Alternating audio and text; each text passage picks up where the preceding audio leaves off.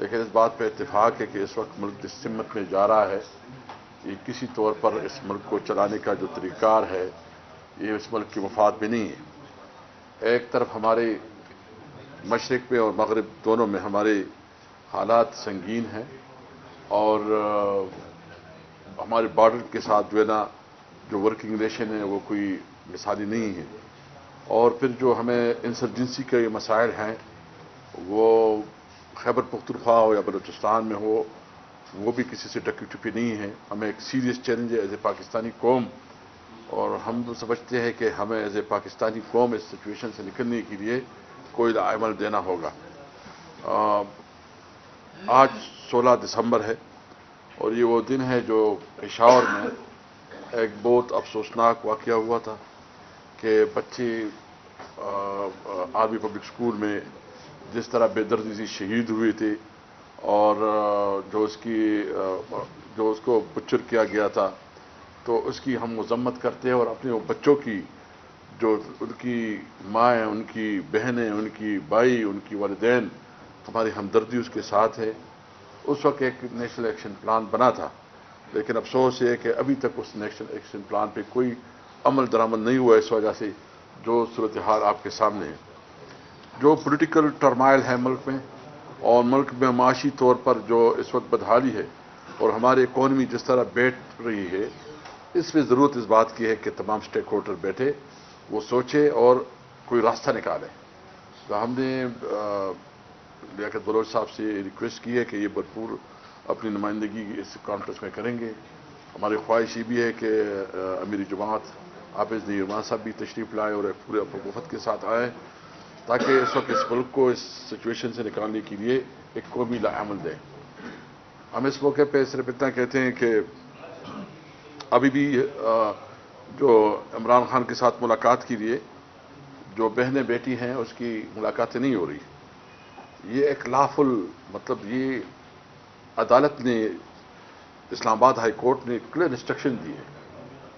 باقاعدہ اس کے آرڈرز موجود ہیں، اور اس کے باوجود ملاقاتیں نہیں ہو رہی ہے، تو یہ ان لافل ہے اور یہ عدالتوں کی توہین ہے۔ ہم سمجھتے ہیں کہ پاکستان تحریک انصاف ہمیشہ ایک ذمہ دار پولیٹیکل پارٹی ہے، اور ایک ذمہ دار پولیٹیکل پارٹی کی ہم سمجھتے ہیں کہ جب تک اداروں کے اوپر اعتماد نہیں بڑھے گا، اور اداروں کے اندر جو اس کا کردار ہے وہ عوام کے امنگوں کے مطابق نہیں ہوگا، تو وہ اس ملک کی فیڈریشن کے لیے بہت خطرہ ہے۔ ہم سمجھتے ہیں کہ اس وقت ضرورت اس بات کی ہے کہ آئین جو بالکل ڈیفائن کرتا ہے تمام اداروں کی اپنی جورسڈکشن میں ادارے اپنے رول پلے کریں۔ یہ ہمارا ملک ہے، ہم پاکستانی ہیں، ہم نے اس ملک کو آگے بڑھانا ہے، اور وہ پاکستان جو قائد اعظم کا پاکستان ہے۔ انشاءاللہ اس قومی کانفرنس میں ہم ایک قومی ایجنڈے پہ بات کریں گے۔ اس وقت عملاً جمہوریت ختم ہو گئی ہے، ڈیموکریسی اس وقت اس ملک پہ نہیں ہے، ایک شیم ڈیموکریسی ہے، اور اس وقت جو فارم 47 کی حکومت بیٹھی ہے، جو 17 سیٹوں کی نمائندہ حکومت ہے، جس طرح وہ قانون سازی کر رہی ہے، جس طرح وہ ملک کو چلا رہی ہے، اس طرح یہ ملک نہیں چلایا جا سکتا۔ یہ نواز شریف جو اس سے پہلے ووٹ کو عزت دو کی تحریک چلاتا تھا، اور ووٹ کو عزت دینے کے لیے اس نے جو ہے نا عوامی جدوجہد کی،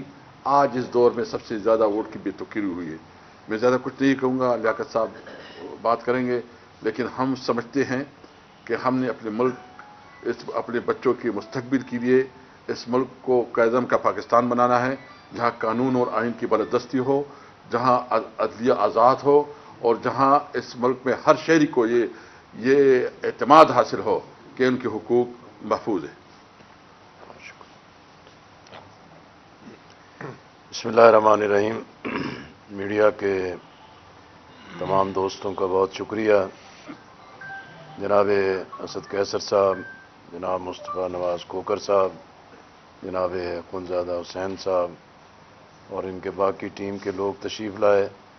ہم جماعت اسلامی اسلام آباد کے دفتر میں ان کا خیر مقدم کرتے ہیں، اور ہماری جو میٹنگ ہے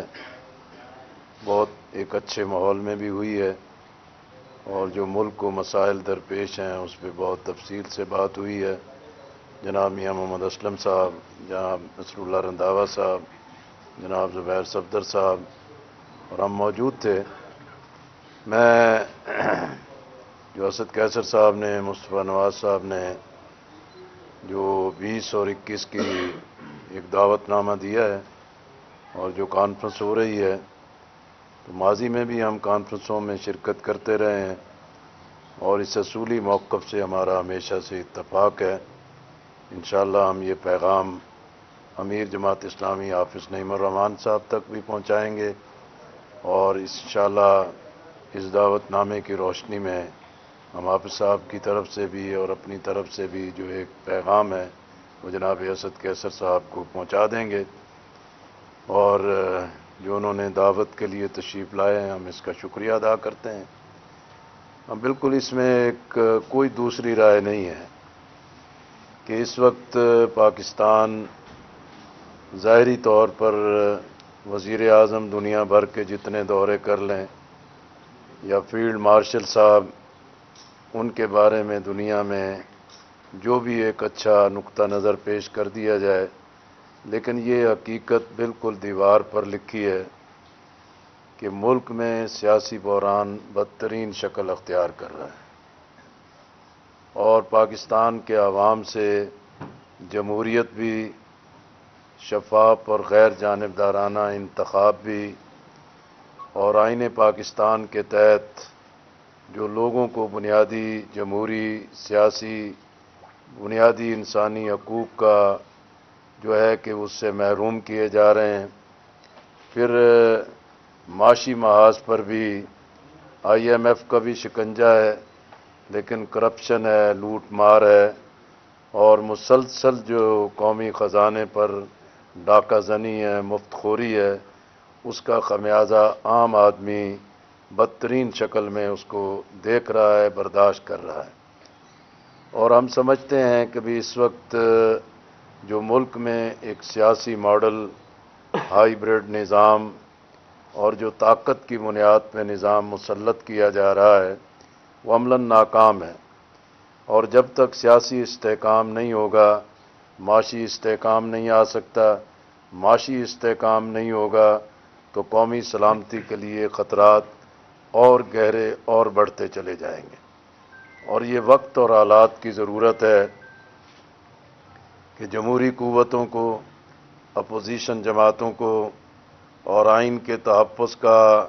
ایک امنگ اور دعویٰ رکھنے والی جماعتوں کو ایک بڑے ہی کلیئرٹی کے ساتھ مستقبل کے لائے عمل پر اتفاق کرنا ہوگا۔ اور ہم سمجھتے ہیں کہ بھی اس وقت پاکستان کے دو صوبے خیبر پختونخوا اور بلوچستان جس میں بدامنی ہے، جس میں حکومت کی کوئی رٹ نہیں ہے اور جس میں سر شام شاہراہیں بند ہو جاتی ہیں اور ایک عام آدمی کے لیے وہاں سڑکوں پر جانا، اپنے علاقوں میں جانا ایک ناممکنات کی شکل بن گئی ہے، اور جس آزاد ملک کے اندر لوگوں کو جان، مال، عزت کا تحفظ نہ ہو تو اس میں حکومتوں کو حکومت سے چمٹے رہنے کا کوئی حق حاصل نہیں ہے۔ اور یہ تمام کمزوری اس لیے ہے کہ 2024 کا جو انتخاب تھا اس کے نتائج اور اس کا مینڈیٹ چوری ہوا، اس پہ ڈاکہ زنی ہوئی اور زبردستی جو ہے وہ اقتدار پر غیر نمائندہ لوگوں کو بٹھایا گیا۔ مزید جو مخصوص نشستوں کی بندر بانٹ ہوئی ہے اور 2/3 اکثریت حاصل کرنے کے لیے جو حربے استعمال کیے گئے ہیں وہ کسی سے ڈھکے چھپے نہیں ہیں، اور یہ خاص ایک مقصد کے لیے چیزیں حاصل کی گئی ہیں۔ ماضی میں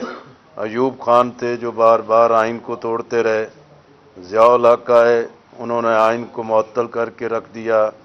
پرویز مشرف آئے، آئین جو ہے کہ ہیلڈ ان ابینس ہو گیا،